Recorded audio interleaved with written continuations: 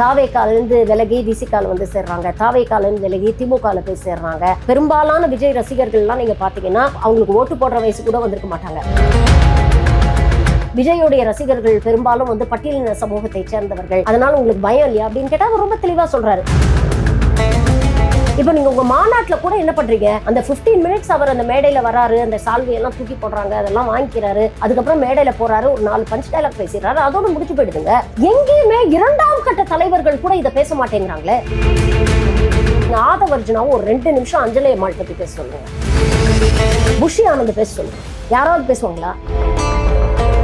தாவேக்காரங்க எப்படி இருக்காங்கன்னா, தியேட்டர்ல தளபதி கச்சேரியை ஒன்ஸ் மோர் கேட்டு போடலனாலும் அதுக்கு திருட்டு திராவிட திமுக தான் காரணம் அப்படின்னு சொல்றாங்க. நாளை காலையில காஃபியை குடிச்சிட்டு ரொம்ப முக்கி பார்த்தேன், எனக்கு வரல, இதுக்கும் திருட்டு திராவிட திமுக தான் காரணம் அப்படின்னு சொல்லக்கூடிய தற்கொலைகளா தான் இருக்கிறாங்க.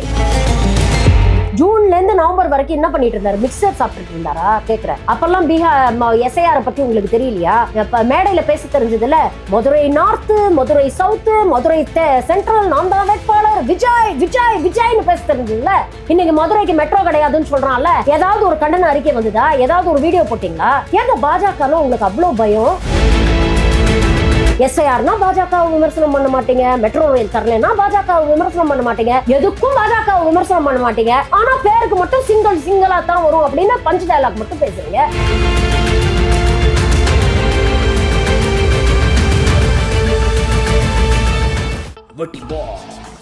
Big Boss Tamil season 9 review show நான் வர தினமும் ராத்திரி 11:30 மணிக்கு.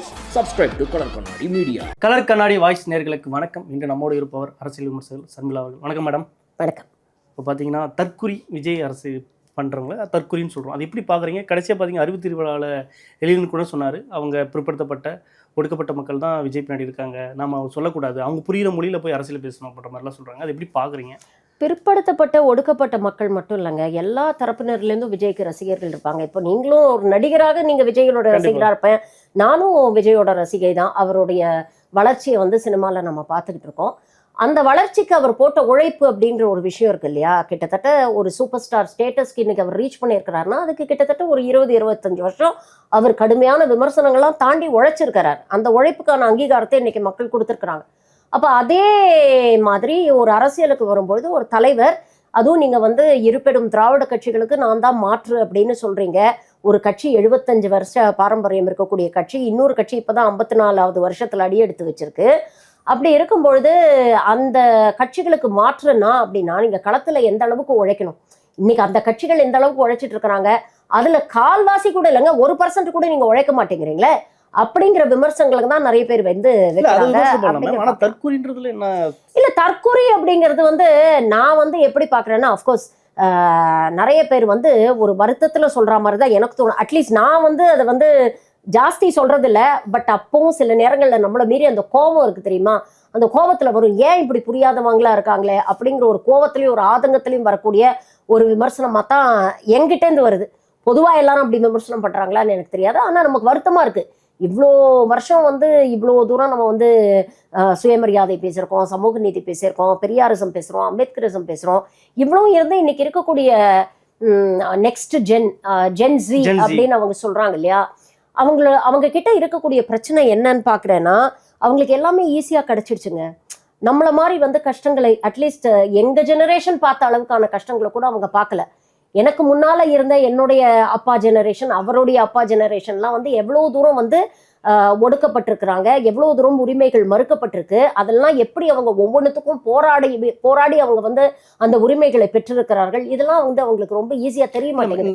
இன்னைக்கு அவங்களுக்கு எல்லாமே ரொம்ப ஈஸியா கிடைச்சிடுச்சு. இன்னைக்கு அந்த அரசியல் வரலாறு அவங்களுக்கு தெரியல அப்படிங்கிறது தான் ஒரு வருத்தமா இருக்கு. அதுக்கு ஒரு விதத்துல திராவிட கட்சிகளும் காரணமோ அப்படின்னு தோணுது. அந்த வரலாறை வந்து அந்த அடுத்த தலைமுறைக்கு கொண்டு போய் சேர்த்திருக்கணும். அந்த ரெஸ்பான்சிபிலிட்டி அப்படி சுய பிரச்சனை நாம தானே செய்யணும். அப்ப ஏன் விஜய் ரசிக அதனாலதான் சொன்னேன், ஒரு கோவத்துல ஒரு ஒரு ஒரு ஒரு ஒரு ஃப்ரஸ்ட்ரேஷன் இருக்கும்ல, என்ன இப்படி இருக்கிறாங்க, இவ்வளவு விஷயங்கள் நடந்திருக்கு, இதெல்லாம் புரியாம ஒரு நடிகர் பின்னால வெறும் ஒரு பாப்புலாரிட்டிக்காகவும் ஒரு ப்ராபகேண்டாக்காகவும் ஒரு பஞ்ச் டயலாக்காகவும் போய் வந்து ஒரு நடிகர் பின்னால திரண்டு நிக்கிறாங்களே, இவங்களுக்கு அரசியல் புரியுதல் இல்லையே அப்படிங்கிற ஜெனுவினான ஒரு வருத்தத்திலயும் ஆதங்கத்திலேருந்து தான் பல பேர்கிட்ட இருந்து விமர்சனம் வருது. இல்லம்மா, இது ஒரு நீங்க ஒரு கோவத்துல இருந்து பேசுறது சொல்றேன். ஆனா இது ஒரு எஜெண்டாவா செட் பண்ணி பேசுற மாதிரி இருக்குல்ல? அப்படியெல்லாம் எனக்கு தோணலைங்க. அஜெண்டாவா செட் பண்ணி எல்லாம் யாருமே பேசல.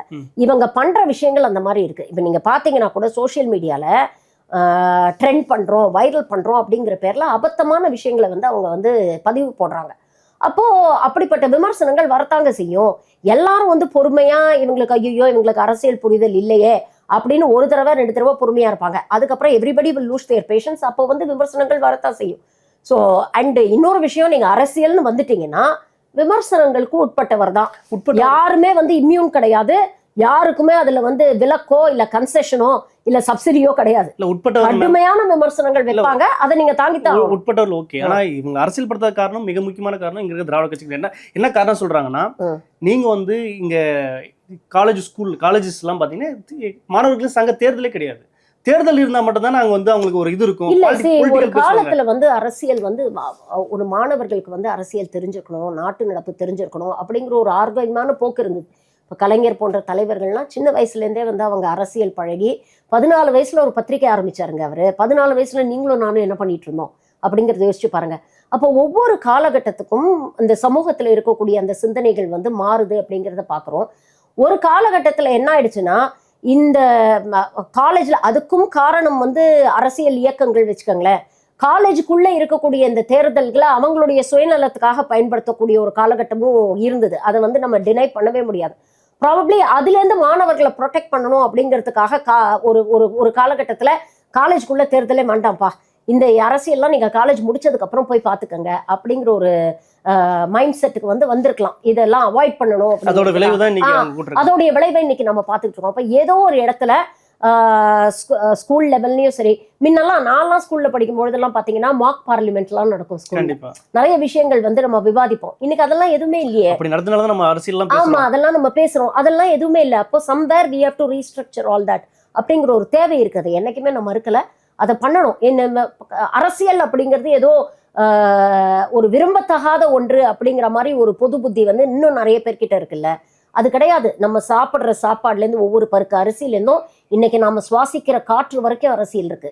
இன்னைக்கு டெல்லியில அந்த சுவாசிக்கிற காத்து சுத்தமா இல்லை அப்படிங்கிறது ஒரு பெரிய அரசியலா இருக்கு.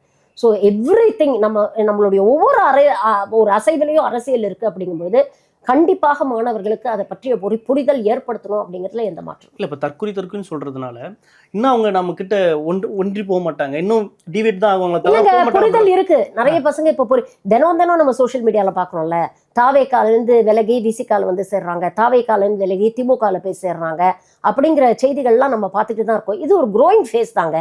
அவங்க பெரும்பாலான விஜய் ரசிகர்கள்லாம் நீங்க பாத்தீங்கன்னா அவங்களுக்கு ஓட்டு போடுற வயசு கூட வந்திருக்க மாட்டாங்க. ஒரு 14 வயசுல ஆரம்பிச்சு அதிகபட்சம் ஒரு 25-30 வயசு தான். அந்த 30 வயசு தாண்டிங்கன்னா வாழ்க்கையோட ரியாலிட்டி என்ன, வாழ்க்கையில நம்மளுடைய ப்ரையாரிட்டிஸ் என்ன அப்படிங்கிறது அவங்களுக்கு தெளிவா புரியும். அது புரியும் போது அந்த க்ரௌடு வந்து மாறிடும். It's just a phase of growing up. Once they grow up, அந்த தெளிவு அவங்க வந்தோம்னா அவங்க மாறிடுவாங்க. இட்ஸ் அ ஃப்ளோட்டிங் பாப்புலேஷனுங்க. சீமானுடைய பேச்சு கவர்ச்சியாக இருக்கும். நல்லா பேசுவாரு, நல்லதை பேசுவாரா அப்படிங்கிறது ஒரு பெரிய கேள்விக்குறி.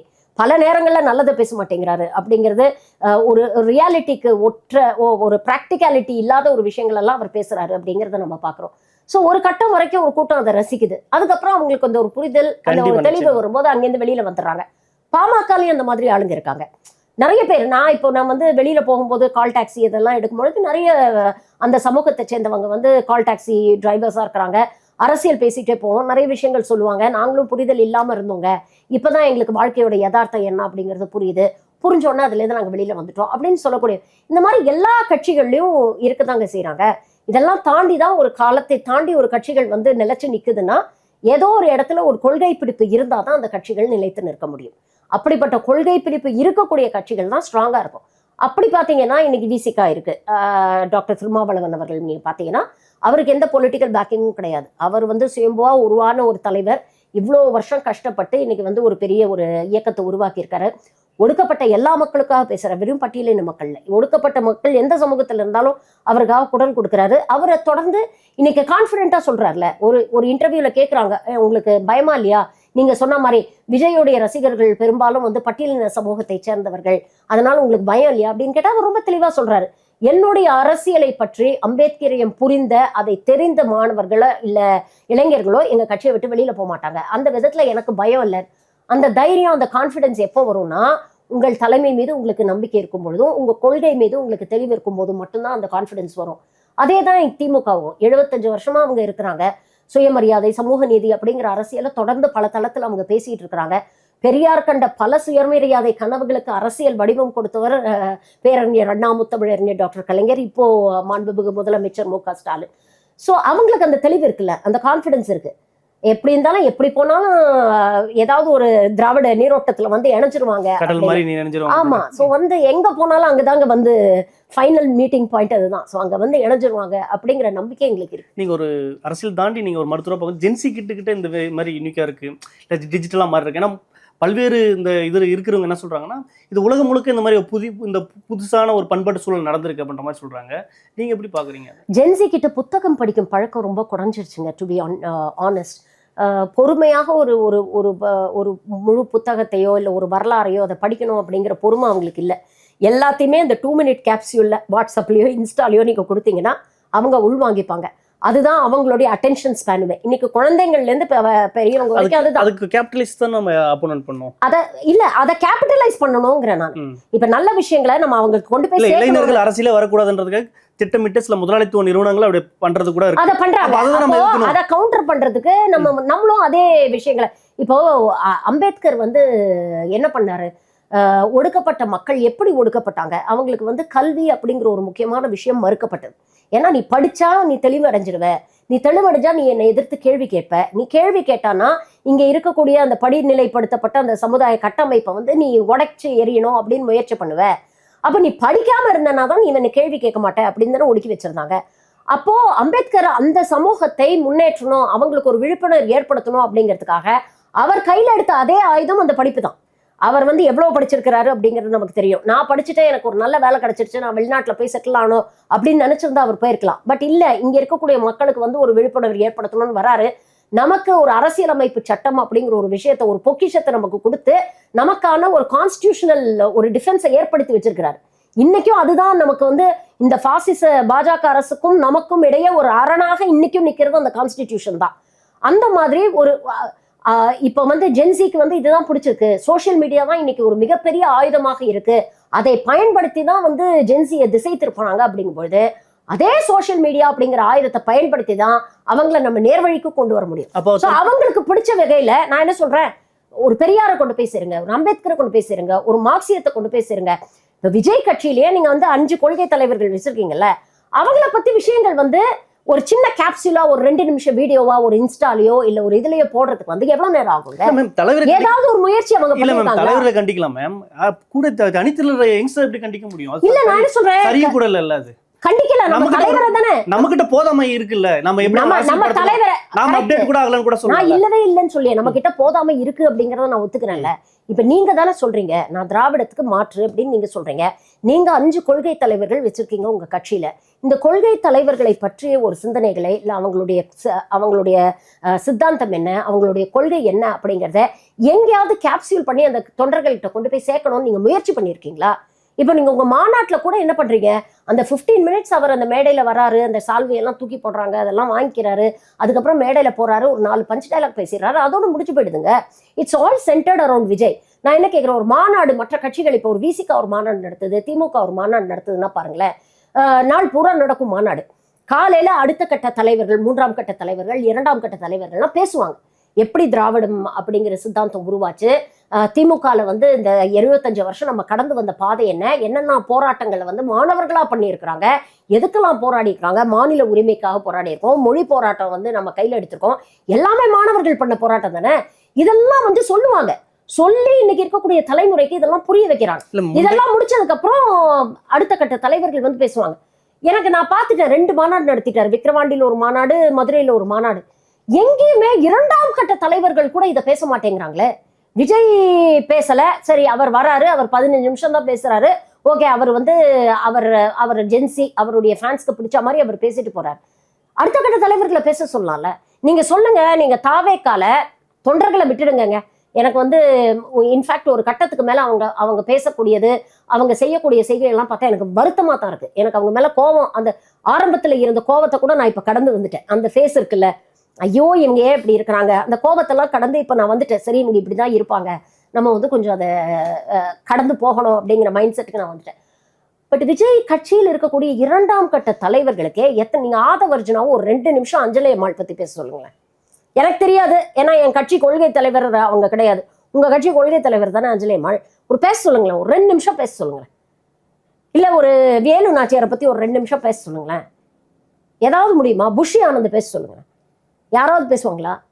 அப்போ என்ன நீங்க அப்போ உங்களுக்கே அந்த புரிதல் இல்ல. சும்மா ஒரு பேருக்கு ஒரு 5 பேரை வந்து ஒரு அடையாள குறி மாதிரி வச்சு, இது எப்படின்னா அந்த கதம்ப சாம்பார் மாதிரி எல்லா காய்கறியும் போட்டு நான் மிக்ஸ்டா ஒரு சித்தாந்தத்தை உருவாக்குவேன், அதுல எதுவுமே தெரியாது, இது எது காய் எது பருப்பு எதுவுமே தெரியாது அப்படின்னு எல்லாத்துலயும் நான் கொஞ்சம் கொஞ்சம் பிச்சு எடுத்துக்கிட்டு ஒரு இதை செய்வேன் அப்படின்னு செய்யல. அவங்களுக்கு தேவைப்படும் போது கூட பேசலாம்ல, அப்படி கூட அவங்க வைக்கலாம். தேவை இப்பதாங்க படுது.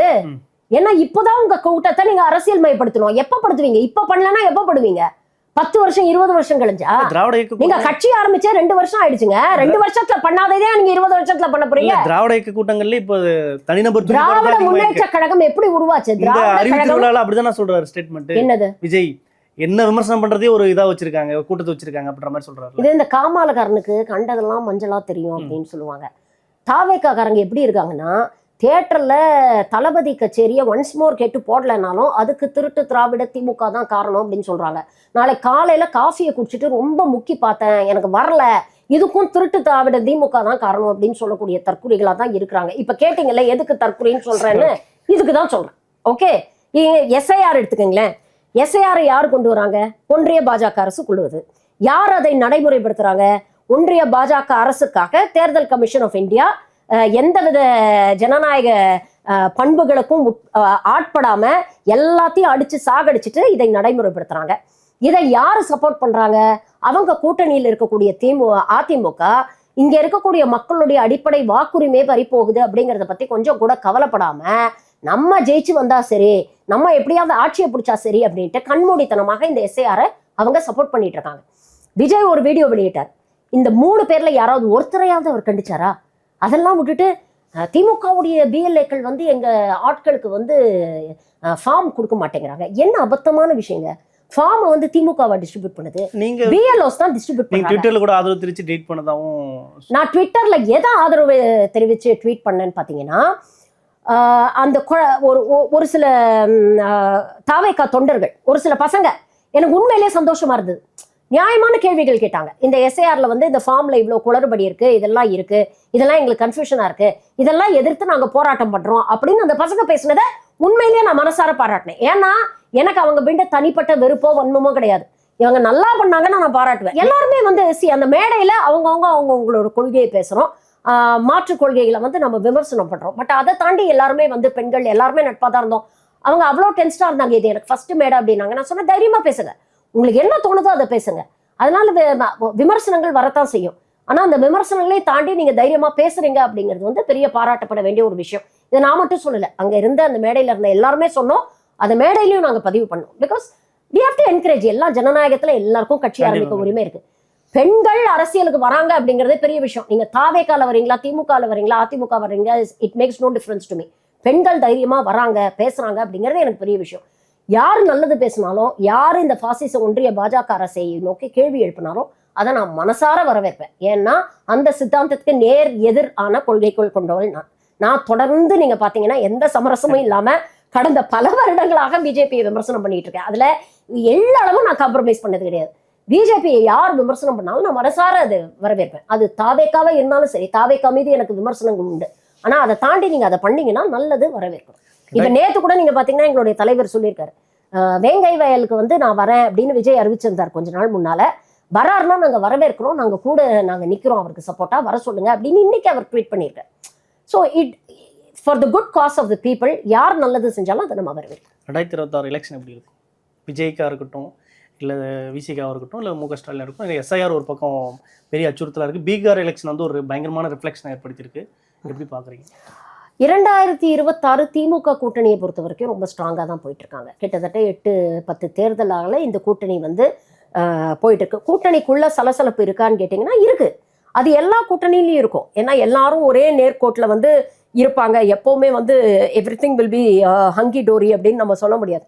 பட் ஆனால் பெரும்பாலான கூட்டணியில் இருக்கக்கூடிய எல்லா கட்சிகளும் பார்த்தீங்கன்னா ஒரு இலக்கில் வந்து ரொம்ப தெளிவாக இருக்காங்க. அதாவது இந்த பாசிச பாஜக ஆட்சி தமிழ்நாட்டில் கால் பதிக்கக்கூடாது அப்படிங்கிற ஒரு விஷயத்துல அவங்க ரொம்ப தெளிவாக இருக்காங்க. அந்த ஒற்றை விஷயத்துக்காக மற்ற விஷயங்கள் எல்லாத்தையுமே வந்து அவங்க வந்து பேசி தீர்த்துக்கலாம், மற்ற எந்த டிஃப்ரென்சஸ் இருந்தாலும் அதை அயர்ன் அவுட் பண்ணிக்கலாம் அப்படிங்கிற ஒரு தெளிவு வந்து இந்த கூட்டணியில் இருக்கக்கூடிய எல்லா தலைவர்களுக்கும் இருக்கு, இன்க்ளூடிங் காங்கிரஸ். இப்போ ரீசெண்டாக அதை தான் வந்து பெரிய ஒரு இதுவாக கிளறிட்டு இருக்காங்க.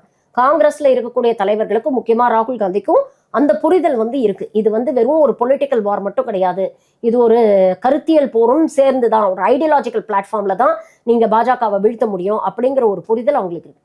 இப்போ எதிர் அணியில நீங்க பாத்தீங்கன்னா மெகா கூட்டணி அமையும் அப்படின்னு தொடர்ந்து எடப்பாடி அவர்கள் சொல்லிட்டு இருந்தார். பட் எனக்கு தெரிஞ்சு இன்னைக்கு வரைக்கும் அதிமுக பாஜக தவிர அந்த கூட்டணியில வேற யாரும் இணையல. அவங்க அனௌன்ஸ் பண்ணி எப்போ போன ஜூலைல அனௌன்ஸ் பண்ணாங்களா கட்சி கூட்டணி 1 year ஆயிடுச்சுல அவங்க அனௌன்ஸ் பண்ணி. ஏதாவது ஒரு கட்சி நாங்க போய் சேர்றோம் அப்படின்னு சொன்னாங்களா? ஏற்கனவே இருந்த கட்சிகள் கூட இன்னைக்கு விலகி தான் நிக்கிறாங்க. ஏன் விலகி நிக்கிறாங்க? அதிமுக மேல இருக்கிற கோபத்தினால விலகி நிக்கல, அவங்க தேவையில்லாம தூக்கிட்டு வராங்கல்ல அந்த பேகேஜ், பாஜக அப்படிங்கிற பேகேஜ், அதனால விலகி நிக்கிறாங்க.